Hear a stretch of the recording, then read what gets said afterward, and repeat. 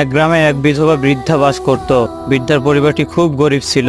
তার ছেলের পেশা ছিল মাছ ধরা এবং সে ছিল নিঃসন্তান। বৃদ্ধা চোখও একটু কম দেখত, তবে বৃদ্ধা ছিল খুবই ধার্মিক। সে নিয়মিত দেবতার কাছে প্রার্থনা করত।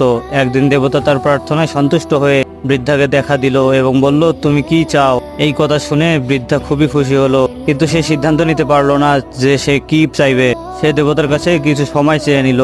তার ছেলে ও ছেলের বউয়ের সাথে পরামর্শ করলে ছেলে বলল, তুমি আমার জন্য অনেক টাকা পয়সা চাও, এবং ছেলের বউ বলল, আমি তো নিঃসন্তান, আমার জন্য একটি সন্তান চেয়ে নাও। বৃদ্ধা ভাবতে লাগলো, যদি ছেলের জন্য টাকা পয়সা চাই বা বৌমার জন্য সন্তান চাই, তাহলে তো আমি একটাও দেখতে পারবো না। কিছুদিন ভাবার পর দেবতা আবার বৃদ্ধার সামনে হাজির হলো। বৃদ্ধা তখন বলল, আমি যেন দূর থেকে দেখতে পাই আমার নাতনি একটা রাজপ্রাসাদে বসে সোনার চামচ দিয়ে দুধ খাচ্ছে।